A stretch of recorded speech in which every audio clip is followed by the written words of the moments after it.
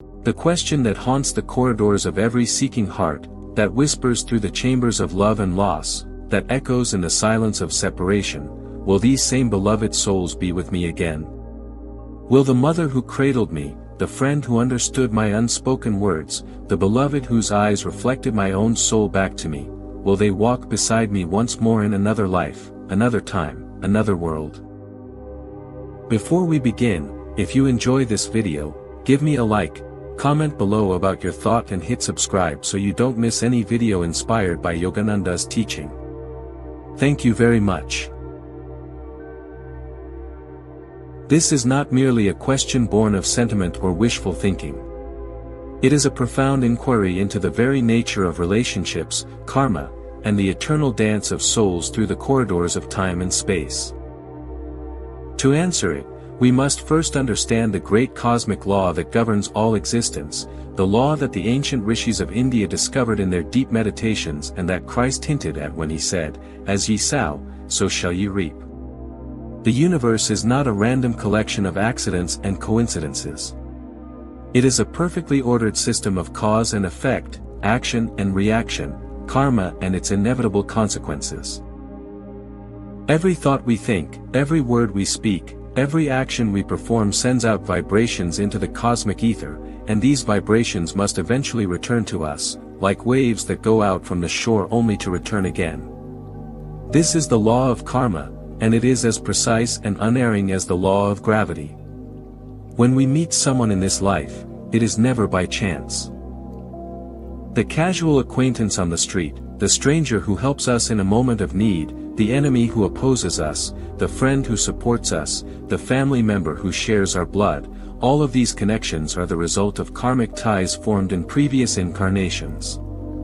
We are drawn together by invisible threads of past actions, past relationships, past loves and hatreds, past debts given and received. Consider the mother and child. Why is it that a soul is born to a particular mother and not another? Is it mere biological accident? No, 1,000 times no. The soul is drawn to that mother because of deep karmic connections formed over many lifetimes. Perhaps in a previous life, that mother was the child, and the child was the mother.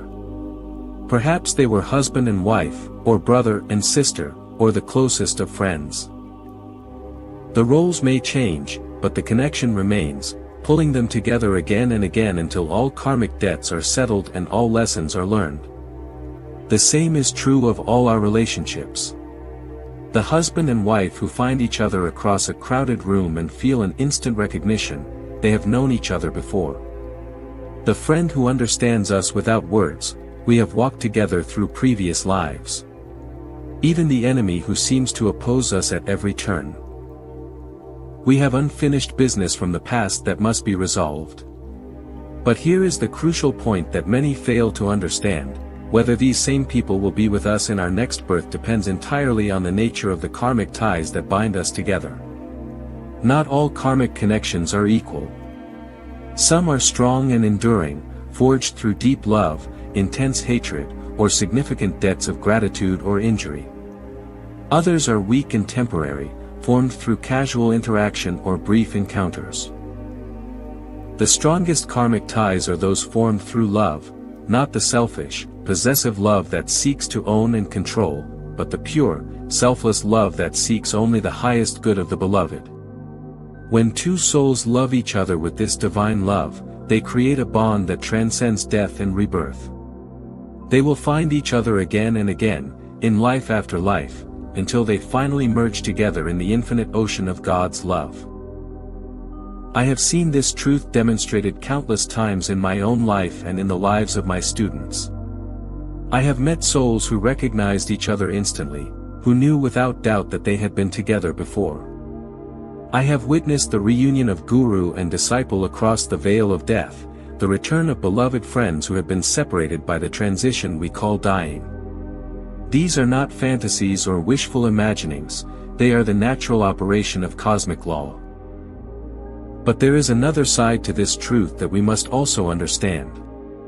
Not all the people in our current life will be with us in the next.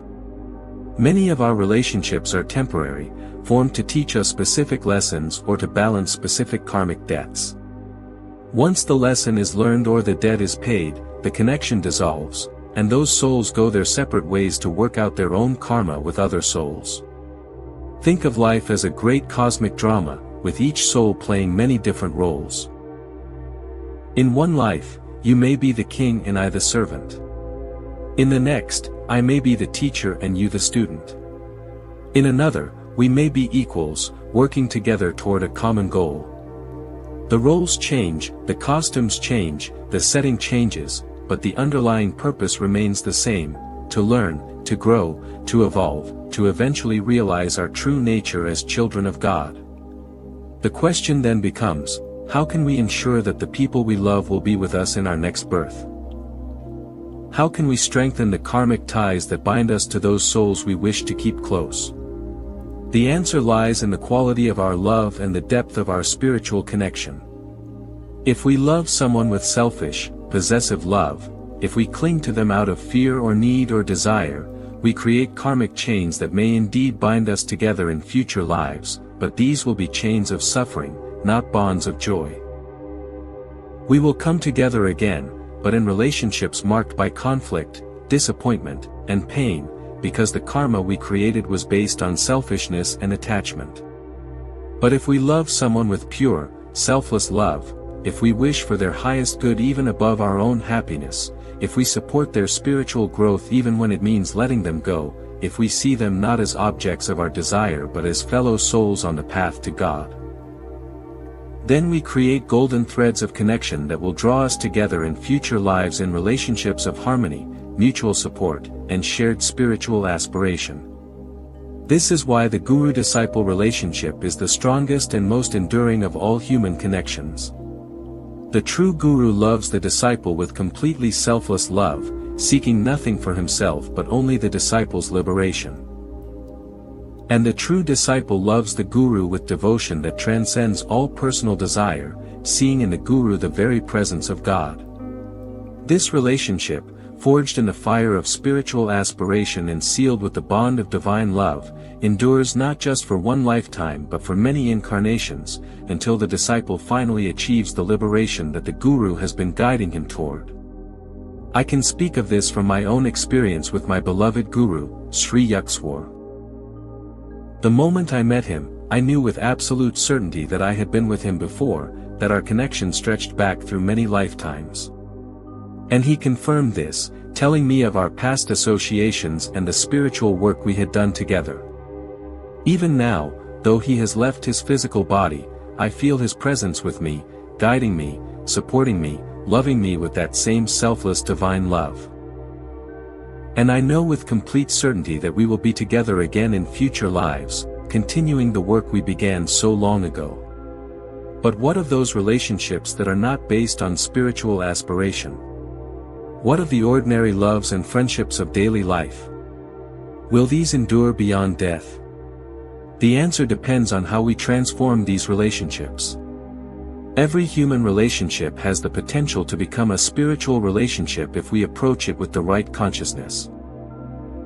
The love between husband and wife can be elevated from physical attraction and emotional need to a sacred partnership in which each supports the other's spiritual growth. The bond between parent and child can be transformed from biological connection and social obligation to a divine relationship in which the parent sees himself as a trustee of God, responsible for nurturing the soul that has been temporarily placed in his care. The friendship between equals can evolve from shared interests and mutual benefit to a spiritual alliance in which friends help each other remember their true nature and support each other on the path to God. When we consciously work to spiritualize our relationships in this way, we ensure that these connections will endure beyond the current life. We create karma that will draw us together again, not in relationships of dependency and attachment, but in relationships of mutual spiritual support and shared divine aspiration. There is also the question of those we have wronged or who have wronged us. Will we meet these souls again? Yes, inevitably we will, because the law of karma demands that all debts be settled, all wrongs be righted, all lessons be learned. If we have injured someone in this life, we will meet them again in a future life, and circumstances will be arranged so that we have the opportunity to make amends. If someone has injured us, we will meet them again, and they will have the opportunity to balance the karma they created. This is not punishment, it is education. The universe is not interested in revenge or retribution. It is interested only in our growth, our evolution, our eventual realization of our divine nature. Every experience, pleasant or painful, is designed to teach us something, to help us grow, to move us closer to God. Understanding this truth should change how we approach all our relationships. If we know that we will meet these same souls again and again until all karma is balanced and all lessons are learned, should we not treat everyone with love, respect, and compassion? Should we not forgive those who wrong us, knowing that holding grudges only creates more karma that will bind us to them in future lives? Should we not love deeply and purely, knowing that the quality of our love determines the quality of our future relationships? The great tragedy of human life is that most people sleepwalk through their relationships, never realizing the profound spiritual significance of every human connection. They love and hate, attract and repel, connect and separate, all unconsciously, driven by desires and aversions they don't understand, creating karma they don't recognize, binding themselves to others in ways they can't perceive. But you who are reading these words, you have the opportunity to awaken from this sleep. You can begin to see your relationships as the sacred spiritual connections they truly are.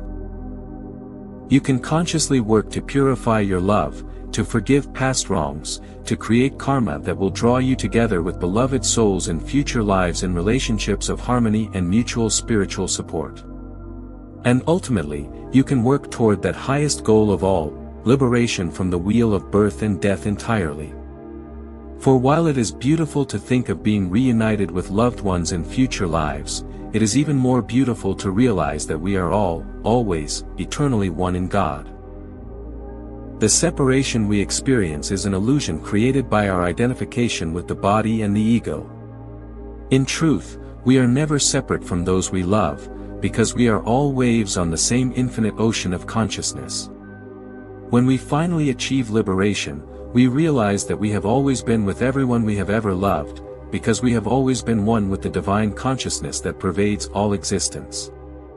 The question, will these same people be with me in my next birth?